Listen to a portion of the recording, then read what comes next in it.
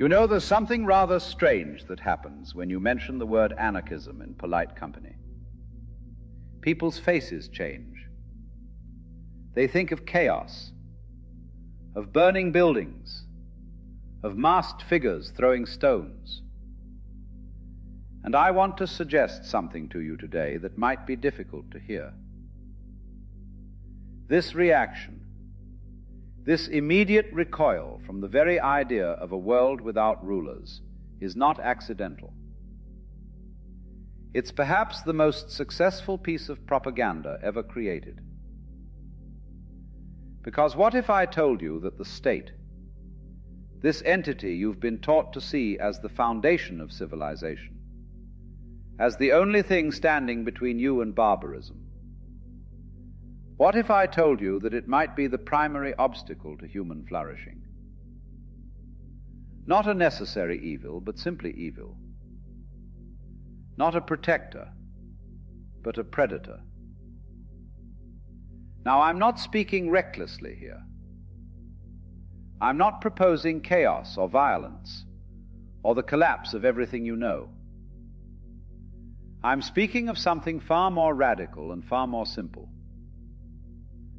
The possibility that human beings are capable of organizing their own lives without someone standing above them with the power to compel obedience. Let me ask you something.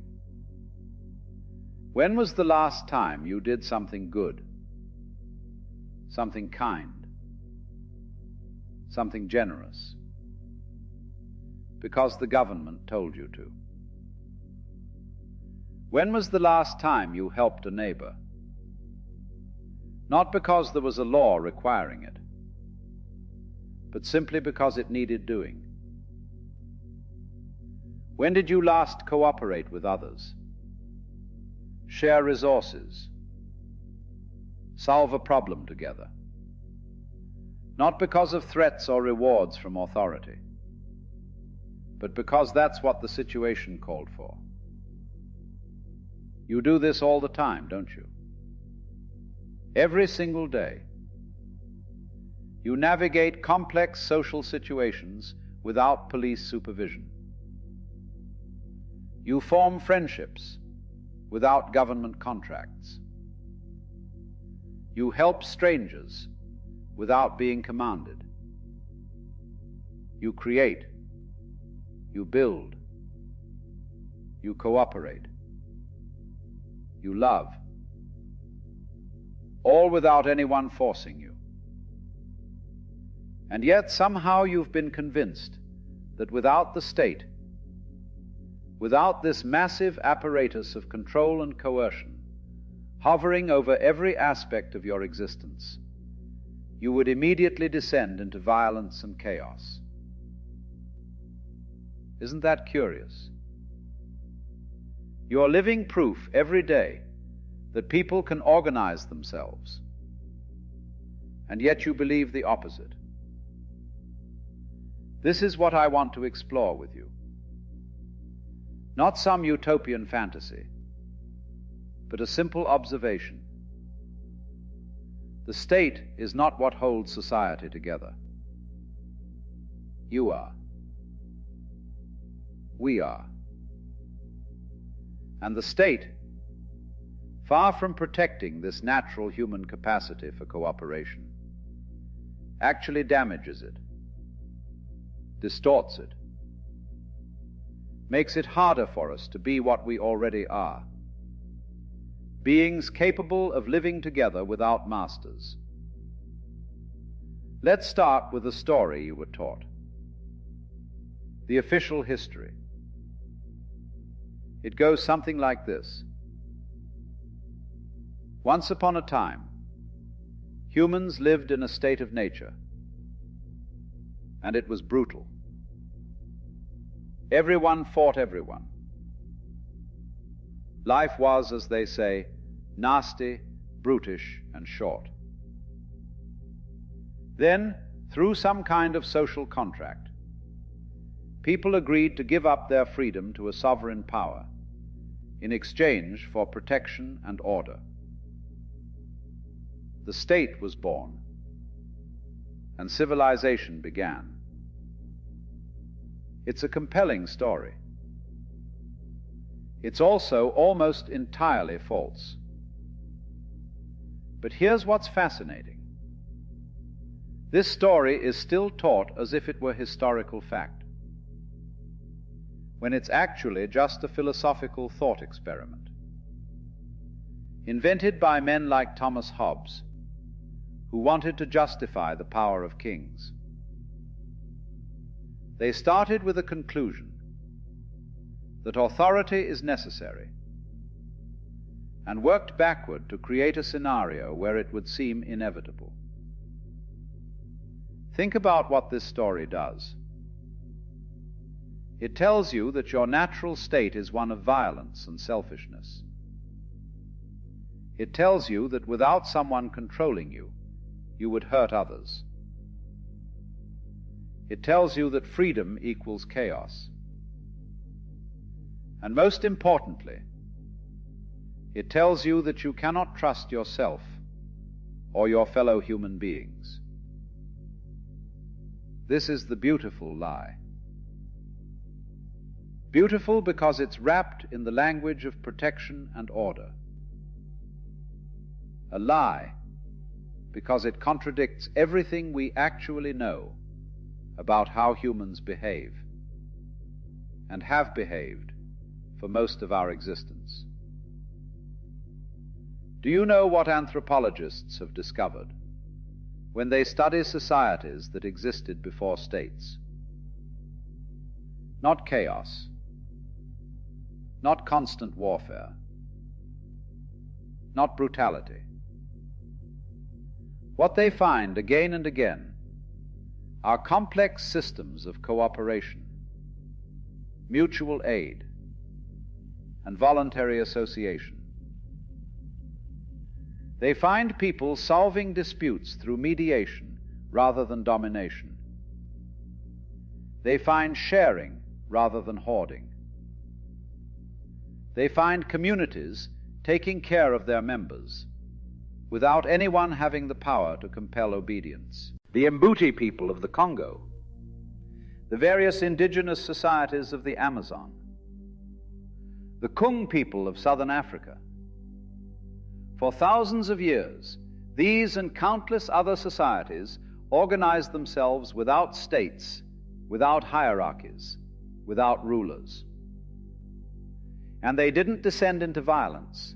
They created sophisticated, stable, functioning communities. Now, I'm not suggesting we return to hunter-gatherer existence. That's not the point. The point is that the fundamental premise of state ideology, that humans need rulers to survive, is historically false. We didn't need the state to become cooperative. We were already cooperative. The state didn't create civilization, it conquered it. Let me tell you what the state actually is, stripped of all its mystical language about social contracts and the common good. The state is a monopoly on violence within a given territory. That's it. That's the core definition. Everything the state does, it does through the threat or application of force. When it taxes you, it's taking your property under threat of imprisonment. When it regulates your behavior, it's threatening you with punishment if you don't comply. When it makes war, it's killing people. When it makes laws, it's declaring that anyone who disobeys will be hurt.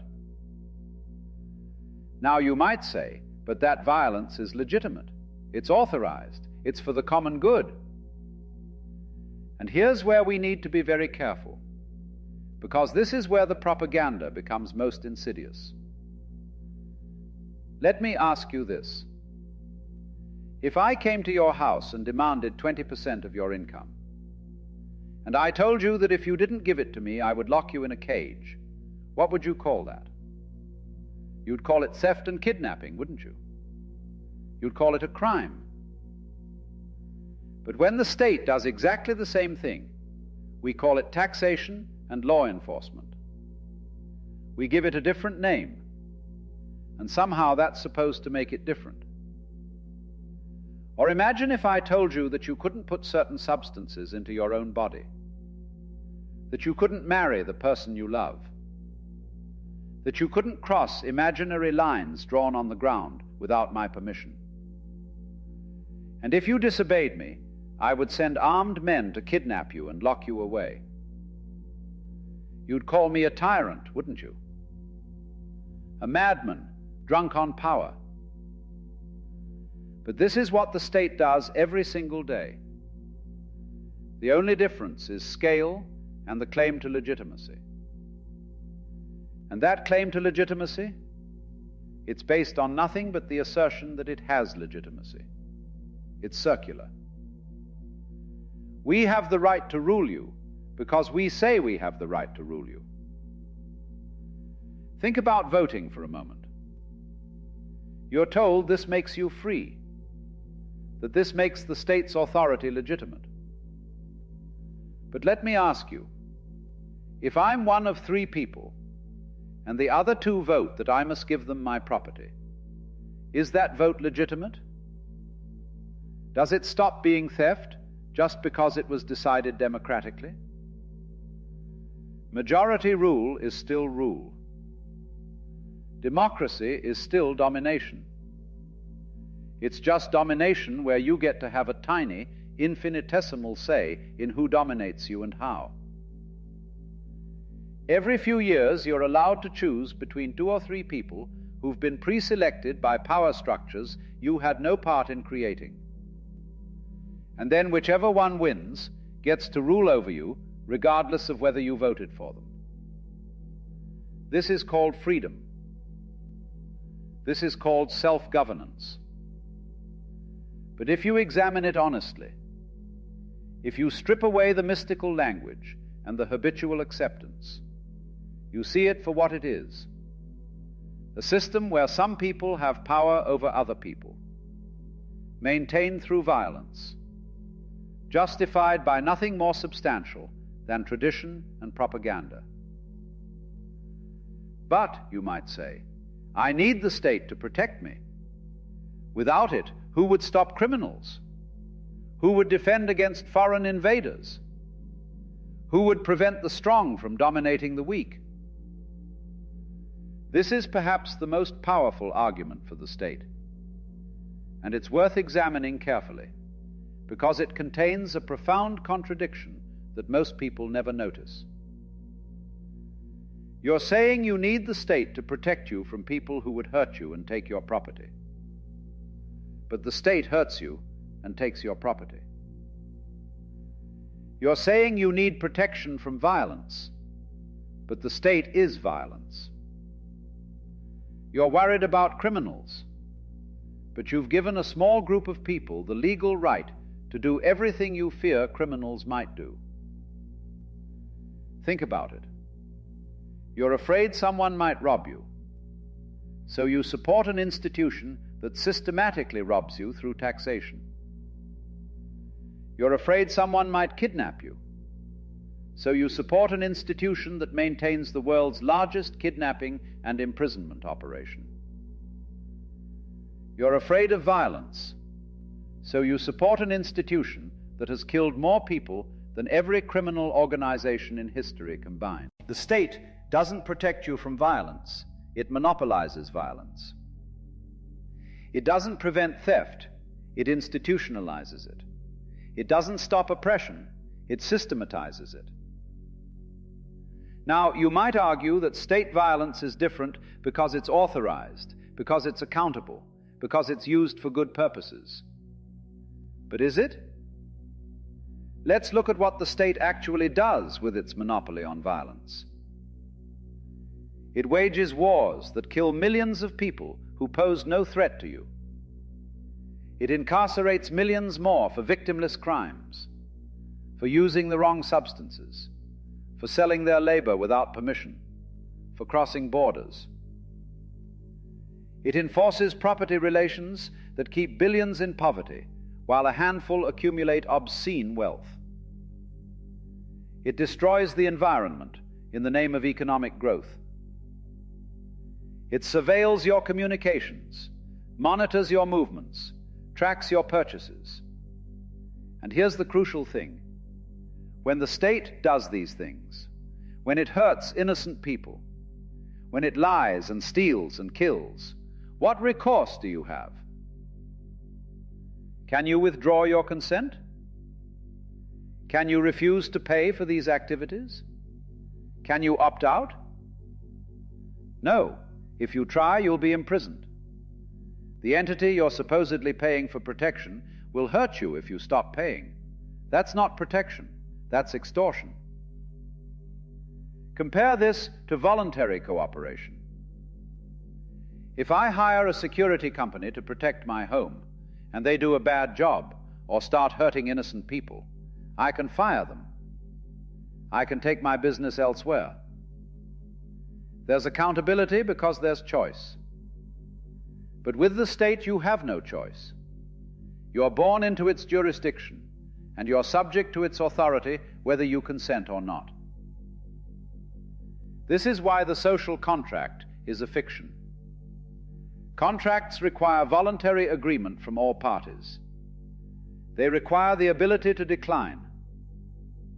A contract you're born into, that you never signed, that you cannot refuse without being punished, that's not a contract. That's subjugation dressed up in legal language. There's something else the state does, something more subtle and perhaps more damaging than its obvious violence. It corrupts the very capacity for cooperation and mutual aid that makes human society possible. Let me explain what I mean. Humans evolved to live in small communities where cooperation was direct and visible. You helped your neighbor build their house because you knew them, because you'd see them tomorrow, because when you needed help, they'd be there. Reciprocity was natural, built into the fabric of daily life. The state disrupts this. It inserts itself between people, replacing direct mutual aid with bureaucratic administration. Instead of communities caring for their elderly, there are government pensions. Instead of neighbors helping neighbors in need, there are welfare programs. Instead of people working out their disputes face to face, there are courts and police. Now, you might think this sounds good. Isn't it better to have systematic support rather than depending on the kindness of neighbors?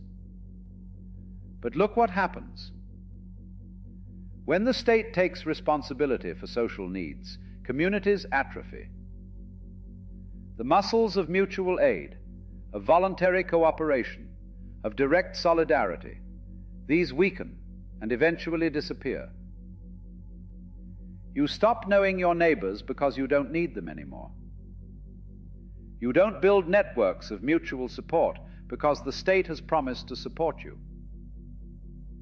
You don't learn to resolve conflicts peacefully because you can call the police.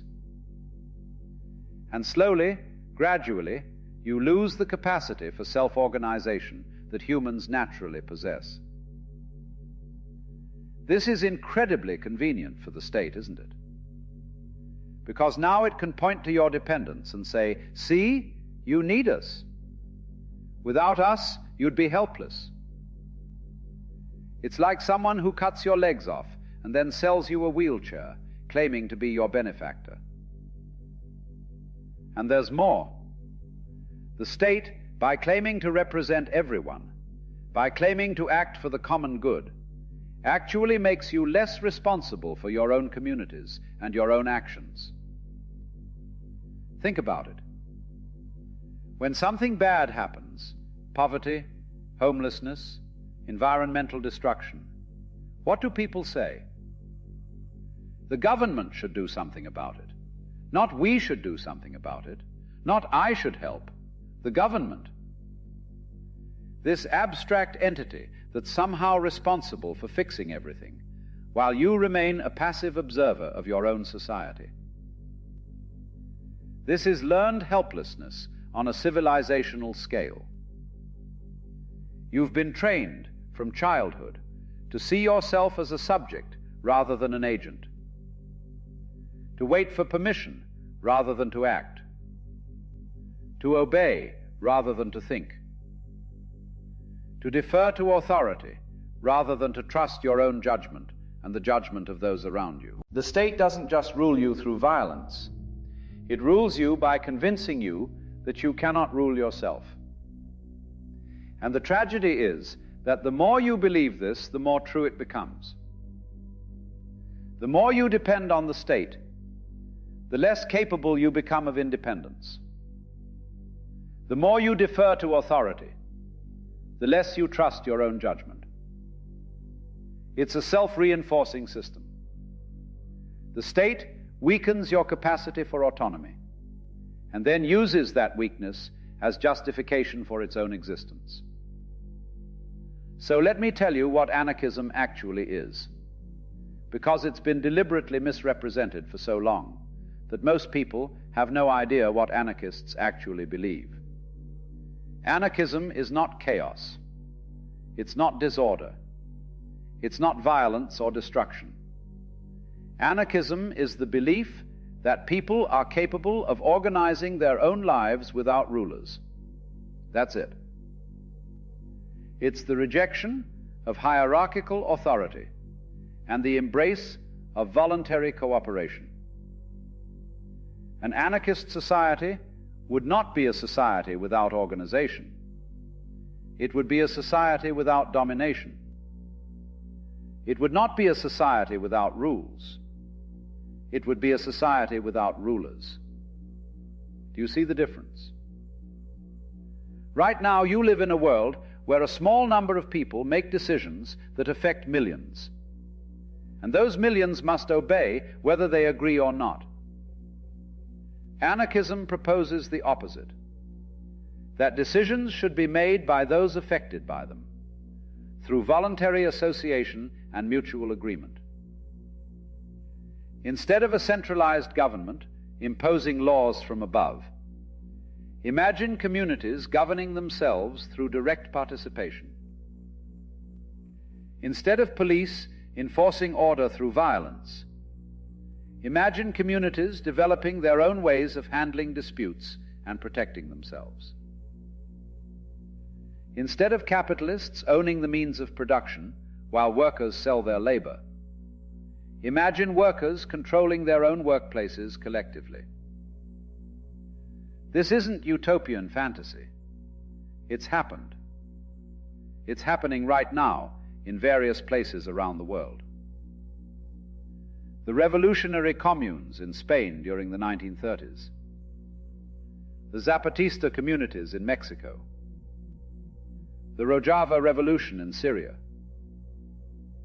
countless indigenous societies throughout history and into the present. These are real examples of people organizing themselves anarchistically, and they work. They work because anarchism is based on a simple truth about human nature.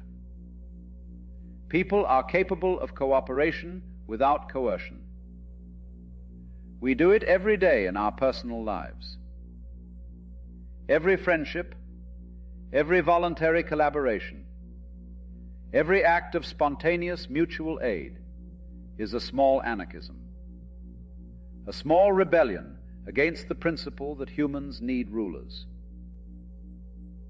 The question isn't whether anarchism can work. The question is why we've accepted a system that demonstrably doesn't work.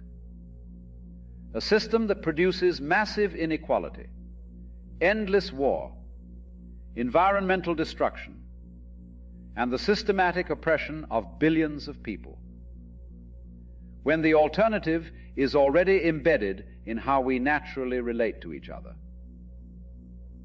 But here's where we encounter the deepest resistance. Because when people hear about anarchism, even when they can't argue against it intellectually, they feel fear. And this fear is worth examining, because it tells us something important about what the state has done to us. What are people actually afraid of?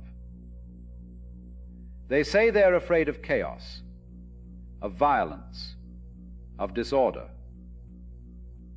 But what they're really afraid of is responsibility. Because in an anarchist society, you can't defer to authority anymore. You can't hide behind orders. You can't say, I was just following the rules, or that's just how things are. In an anarchist society, you and your community are responsible for yourselves. You have to work out problems directly with other people. You have to participate in decisions rather than letting others decide for you. You have to think for yourself, act for yourself, take responsibility for the consequences of your actions. This is terrifying if you've been trained your entire life to obey. It's like asking someone who's been in prison for decades to suddenly manage their own life. The freedom is overwhelming. The responsibility feels crushing. Better to stay in the cage, where at least someone else is in charge, where at least the decisions are made for you. This is what I mean when I say the state is your main enemy. Not just because it oppresses you directly through violence and coercion, but because it has convinced you that you need to be oppressed. It has made you afraid of your own freedom. It has made you doubt your own capacity for self-direction. And this, more than any police force or military, is what keeps the system running. Your internalized belief that you need rulers. Your fear that without them everything would collapse. Your conviction that other people, maybe not you, but certainly other people, are too stupid, too selfish, too dangerous to be free. Notice how the state encourages this. Notice how every crisis is used to justify more control, more surveillance, more restriction of freedom. Notice how you're constantly told that the world is dangerous, that chaos is always just around the corner, that only the state stands between you and disaster. This is fear-based conditioning. It's the same technique used by every authoritarian system throughout history. Keep people afraid, and they'll accept any amount of control as long as it promises safety. Never mind that the safety never actually arrives. Never mind that the state creates more danger than it prevents. The fear is what matters. And here's the insidious part. This fear becomes self-fulfilling. When you believe people need to be controlled, you treat them as if they need to be controlled. You create systems of domination, and then people who grow up in those systems learn to be dominated. They lose their capacity for autonomy, and this is held up as proof that they needed to be controlled in the first place. It's brilliant in a horrifying way. The state creates the very conditions that seem to justify its existence. Let's talk about something that makes people uncomfortable. Every state, no matter how democratic it claims to be, is built on violence. Not metaphorical violence, actual physical violence. How did states come into existence? Not through voluntary agreement, through conquest. Through one group of people acquiring enough power to dominate everyone else. The earliest states were protection rackets. Warlords who told peasants, "Pay us tribute or we'll destroy you." Over time, this naked extortion became normalized, legitimized, wrapped in mythology about divine right or social contracts or democratic mandates. But strip away the mythology and you find the same thing at the core. People with weapons forcing other people to obey. That's the foundation. Everything else, the laws, the constitutions, the elections, is built on top of this foundation of violence. And this violence is not just historical, it's ongoing, every moment. Every law is an implicit death threat.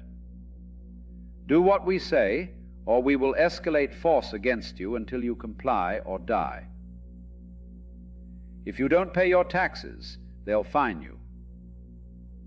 If you don't pay the fines, they'll seize your property.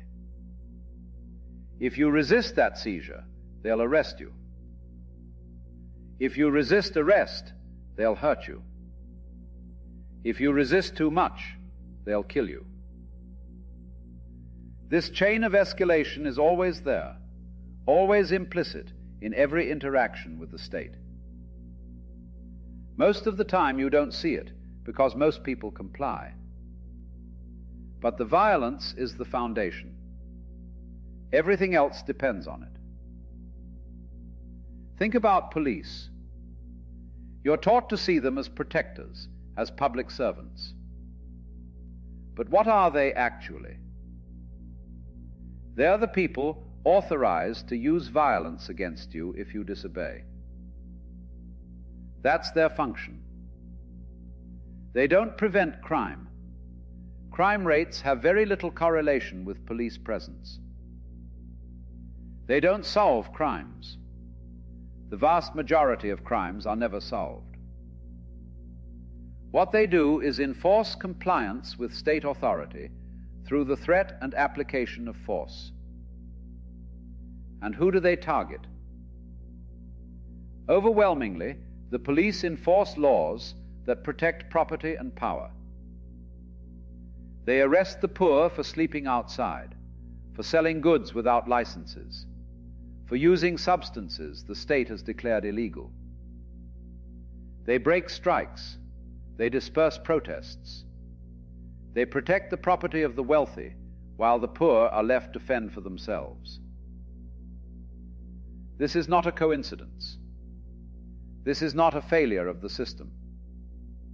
This is the system working exactly as intended. The state exists to maintain the current distribution of power and property. It enforces hierarchy. It protects the powerful from the consequences of their actions and punishes the powerless for trying to survive. And when you point this out, when you say that this system is unjust, what are you told? If you don't like it, vote. As if choosing between two different managers of the same violent system constitutes meaningful change. As if rearranging the deck chairs on the Titanic will prevent it from sinking. The violence of the state is not accidental. It's essential. Remove the violence and the state disappears. Because without the ability to force compliance, without the threat of punishment, why would anyone obey? Why would you pay taxes if you weren't threatened with imprisonment? Why would you accept laws you never agreed to if there were no consequences for ignoring them? The answer is you wouldn't. And this reveals something crucial. The state doesn't exist because people want it. It exists because people fear what will happen if they don't obey it. So what would real freedom look like? Not the freedom to choose between two brands of soda, or to vote for one politician over another, but actual freedom, the freedom to determine your own life, to participate fully in decisions that affect you, to associate voluntarily with others without coercion. It would mean communities organizing themselves horizontally rather than hierarchically. Instead of decisions being made by politicians or bureaucrats far away, decisions would be made by the people affected by them, through direct participation and consensus when possible, through voluntary federation when necessary. It would mean workplaces controlled by workers rather than by owners and managers. Imagine going to work and having a say in what you produce, how you produce it, what happens with the profits. Imagine working not because you have to survive, but because the work needs doing. and you are part of a community that shares responsibilities. It would mean the end of borders and nations. These are arbitrary lines that divide human beings, who have far more in common with each other than they do with the rulers who claim to represent them. Imagine being able to move freely, to live where you choose, to associate with whom you choose, without asking permission from any government. It would mean mutual aid, replacing charity and welfare.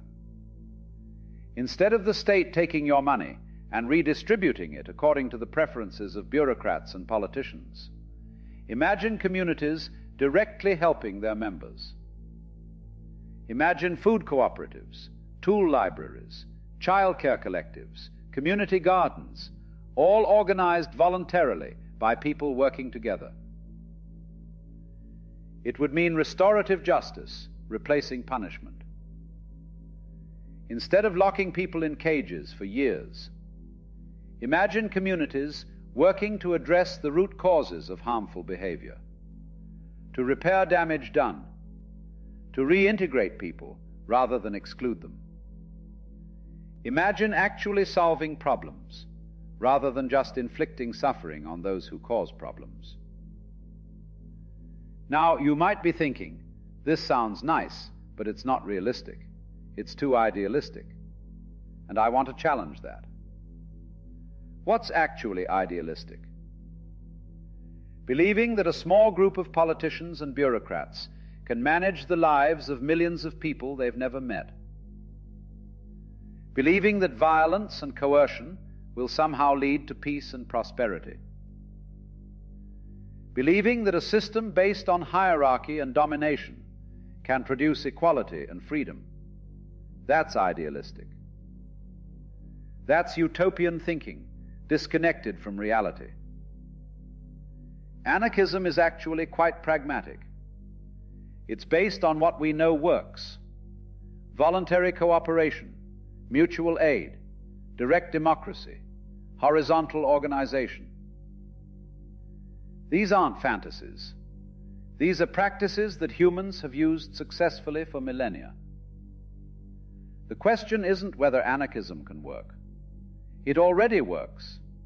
Every time people cooperate voluntarily, every time communities organize themselves without bosses or politicians, every time people solve problems together without anyone having power over anyone else. The question is whether we'll have the courage to expand these practices, to build on them, to create a world where they're the norm rather than the exception. But how, you ask? How do we get from here to there? You can't just abolish the state overnight. There would be chaos. And you're right about one thing. The transition matters. But not for the reasons you think. The reason we can't just abolish the state overnight is not because people would descend into chaos. It's because the state has made people dependent on it. It's because people have lost the skills and structures of mutual aid and self-organization. It's because the muscles of autonomy have atrophied. So the transition to anarchism isn't about destroying the state. The state will wither away when it becomes irrelevant, when people have built alternative structures that meet their needs better than the state ever did. This is already happening, by the way. All around you, people are building alternatives. Community gardens that bypass corporate food systems. Tool libraries where people share rather than everyone owning the same things. Mutual aid networks that help people without involving the state or charities. Worker cooperatives that operate without bosses. Local currencies that operate outside the banking system. These are small anarchisms, little rebellions against the principle that we need authorities to manage our lives. And each one makes the state a little less necessary, a little less relevant. The transition also happens in your mind. Every time you question authority rather than accepting it. Every time you cooperate with others voluntarily rather than waiting for permission or instruction. Every time you take direct action to solve a problem, rather than asking the state to solve it for you. Every time you trust yourself and others, rather than deferring to experts and officials. This is prefigurative politics, building the new world in the shell of the old, creating the practices and relationships and structures of an anarchist society within the current one, so that when the state finally collapses, as all states eventually do, there's something already in place to replace it. But I want to be honest with you, this won't be easy. The state doesn't give up power willingly. Every attempt to create autonomous spaces, to build alternatives, to organize outside state control, will be met with resistance. Sometimes that resistance is subtle. Regulations, permits, legal harassment. Sometimes it's violent. Police raids, arrests, even murder. The history of anarchism is full of martyrs. People who tried to live freely and were killed for it. Communities that organized themselves horizontally and were crushed by state violence. Experiments in autonomy that were destroyed not because they failed, but because they succeeded and threatened the existing order. This is what you're up against. This is what the state does when you refuse to obey it. And you need to understand this going in. Freedom is not given, it's taken. And those who have power will not relinquish it without a fight. But here's what gives me hope. Every authoritarian system in history has eventually fallen. Every empire has crumbled. Every attempt to permanently establish hierarchy and domination has ultimately failed. Why? Because the human spirit resists domination. Because people want to be free, even when they've been taught to fear freedom. The state is powerful, but it's not omnipotent. It controls through a combination of violence and consent. And when consent breaks down, violence alone isn't enough. When enough people stop believing in the system, when enough people start organizing outside it, when enough people simply say no and mean it, the system breaks. This has happened before. It will happen again.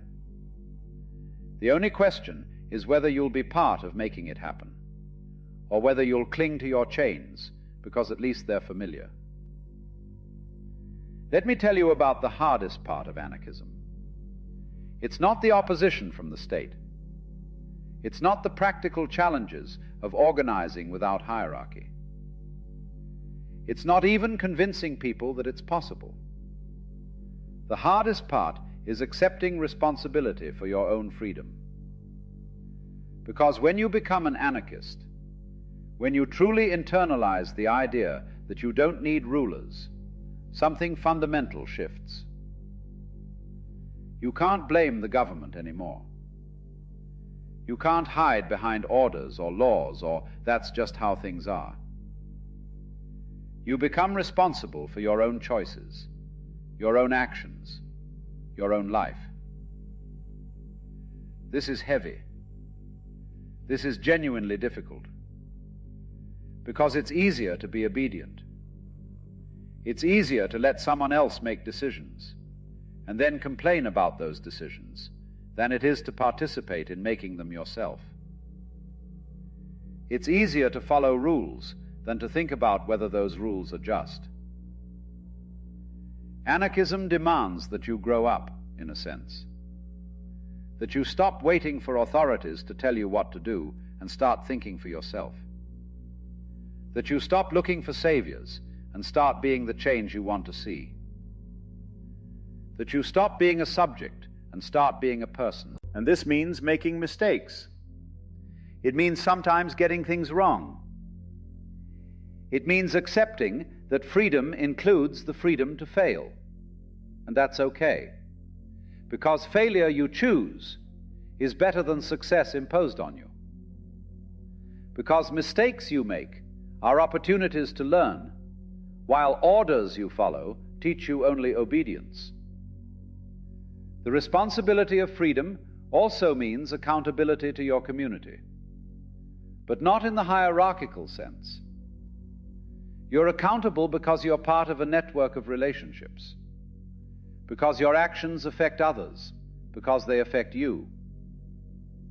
It's horizontal accountability, based on mutual respect and shared interest, not vertical accountability, based on power and fear. This is actually more demanding than state law. It's easier to obey a rule than to think about how your actions affect others and adjust accordingly. It's easier to do the minimum required by law than to genuinely care about your community and act in ways that support collective well-being. But it's also more meaningful. It's also more human. Because you're not obeying out of fear of punishment. You're cooperating because you understand that your well-being is tied to the well-being of those around you. You're part of something rather than subjected to something. This is what the state has taken from you. Not just your freedom to act, but your sense of belonging to a community of equals. It's replaced community with bureaucracy, mutual aid with administration, genuine accountability with punishment. And reclaiming that, rebuilding those connections, relearning how to be responsible for ourselves and to each other, that's the work of anarchism. It's not a political program to be implemented. It's a practice to be lived.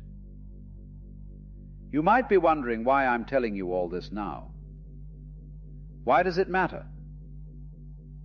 The state has existed for thousands of years. It's not going anywhere soon. Why should you care about anarchism? Let me tell you why. Because we're running out of time. The state system, combined with capitalism, is destroying the planet. Climate change, mass extinction, ecological collapse, these aren't abstract future problems. They're happening now. And the state cannot and will not address them, because doing so would require fundamental changes to the systems that give the state its power. The state depends on economic growth. It depends on extraction and exploitation. It depends on maintaining the current distribution of power and property. Solving the ecological crisis would require dismantling exactly these things. So the state does nothing. Or worse, it does things that appear to address the problem, while actually making it worse. Meanwhile, inequality grows. Billions of people live in poverty, while a handful accumulate obscene wealth. The state enforces this inequality. It protects property. It breaks strikes. It criminalizes survival. It ensures that those at the top stay at the top, and those at the bottom stay at the bottom. Wars continue.